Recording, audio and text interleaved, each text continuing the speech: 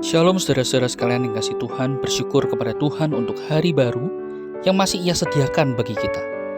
Hari baru yang Tuhan sediakan menunjukkan bagaimana kesetiaan Tuhan yang tidak pernah meninggalkan kita. Oleh karena itu patutlah kita mensyukurinya dan mengolah hidup kita untuk makin dekat dengannya. Mari kita satukan hati, kita berdoa memohon hikmat dari Tuhan sebelum kita akan membaca dan merenungkan firman-Nya. Kita berdoa. Segala puji dan hormat kami panjatkan kepadamu ya Tuhan, sebab Engkaulah Tuhan yang setia, yang tidak pernah meninggalkan perbuatan tangan-Mu. Ya Tuhan, sebagaimana Engkau dekat dengan kami pun rindu untuk mengarahkan hidup ini dekat dengan-Mu. Oleh karena itu Tuhan, tolonglah kami, untuk kami boleh memiliki kecintaan terhadap firman-Mu, dan berikanlah hati kami yang lembut, untuk siap dibentuk, diproses oleh Tuhan, untuk hidup di dalam kebenaran-Mu. Dalam Kristus kami berdoa. Amin. Saudara sekalian, pada hari ini kita akan melanjutkan perenungan kita dari kitab Yeremia. Dan saat ini kita sampai pada Yeremia pasal 51 ayat yang pertama sampai dengan ayat yang ke-35. Namun secara khusus saya ingin mengajak saudara untuk memperhatikan ayat yang ke-6 sampai dengan ayat yang ke-10. Demikian firman Tuhan. Larilah dari tengah-tengah Babel. Hendaklah setiap orang menyelamatkan nyawanya, supaya kamu jangan tertumpas karena kesalahannya. Sebab inilah waktu pembalasan bagi Tuhan. Ia membayar ganjaran kepadanya. Babel tadinya seperti piala emas di tangan Tuhan, yang memabukkan seluruh bumi. Bangsa-bangsa minum dari anggurnya. Itulah sebabnya bangsa-bangsa menjadi gila. Tiba-tiba Babel jatuh dan pecah. Ratapilah dia. Ambillah balsam untuk lukanya. Mungkin ia menjadi sembuh.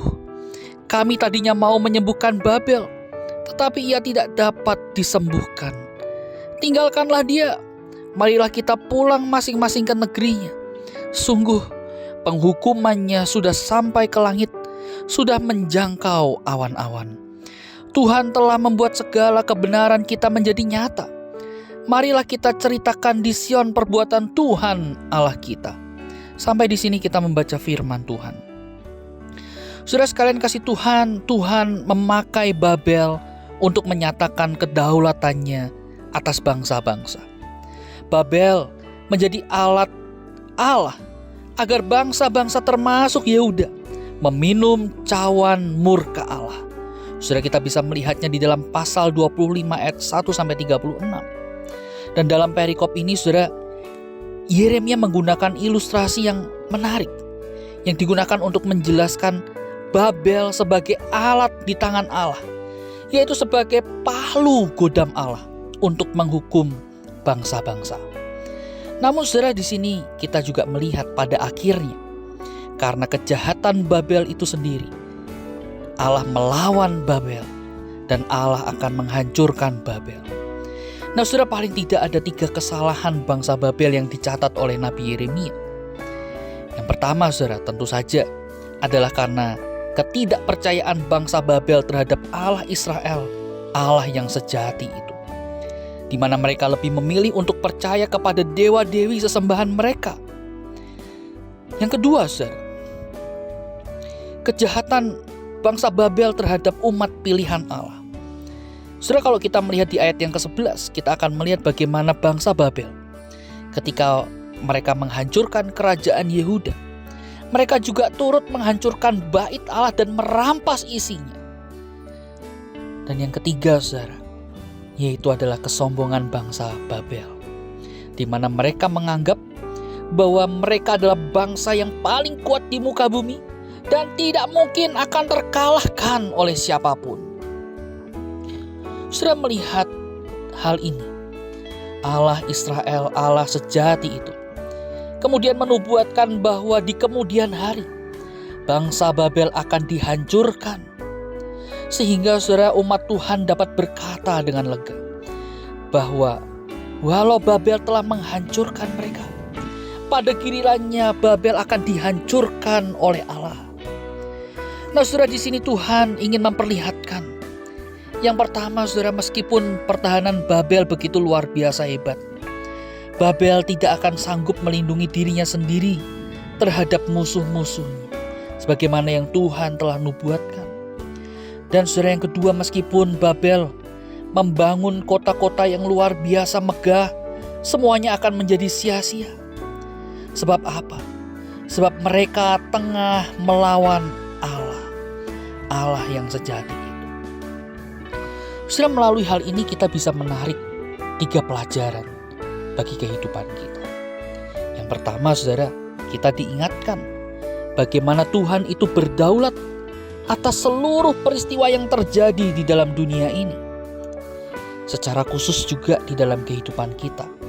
Sehingga saudara, kita bisa meyakini bahwa tidak ada satupun peristiwa yang terjadi di luar kehendak Tuhan, melainkan semua terjadi atas seizinnya. Yang kedua, kita juga diingatkan bagaimana kita tidak boleh menjadi orang atau pribadi yang takabur, lupa diri. Ketika kita tengah berada di atas atau kondisi yang jaya, yang baik, sudah kita diingatkan, jangan kita lantas lupa diri dan kemudian berbalik menjadi sombong dan kita lupa Tuhan. Sudah, bila kita memang ada di dalam kondisi yang aman, nyaman, dan baik, marilah kita ingat semua itu adalah anugerah. Semua itu adalah berkat dari Tuhan. Dan jangan biarkan berkat itu berubah menjadi laknat. Dan yang ketiga, saudara, yang terakhir, ingatlah bahwa Tuhan itu adil dan keadilannya itu nyata. Saudara, seringkali kita merasa bahwa kok Tuhan bertindak tidak adil ya. Apalagi bertindak tidak adil kepada diri kita. Saudara yang mungkin pernah punya pengalaman ini atau bahkan saat ini tengah mengalami. Saudara, kita mencoba untuk hidup taat, hidup dekat Tuhan. Kok rasa-rasanya kita hidup jauh lebih berat, hidup jauh lebih sulit, hidup jauh lebih menderita daripada orang-orang yang tidak kenal atau tidak percaya Tuhan. Saudara, ingatlah pada waktunya di dalam cara Tuhan dan kehendaknya, Tuhan akan menyatakan keadilannya. Oleh karena itu, biarlah engkau dan saya tetap menjaga hidup kudus kita di hadapan Tuhan. Dan sekali lagi, biarlah menurut waktu, cara dan kehendak Tuhan, Ia menyatakan keadilannya pada kita. Mari kita berdoa. Tuhan yang baik, ajarlah kami untuk menjadi pribadi yang selalu ingat dan dekat kepadamu. Jangan biarkan kami menjadi pribadi yang angkuh atau takabur ketika berkat Tuhan melimpah di dalam kehidupan kami. Ajar kami untuk senantiasa memiliki hati yang selalu ingat Tuhan dan selalu mau dibentuk oleh Tuhan. Dalam Kristus kami memohon. Amin. Selamat pagi, Tuhan Yesus memberkati kita.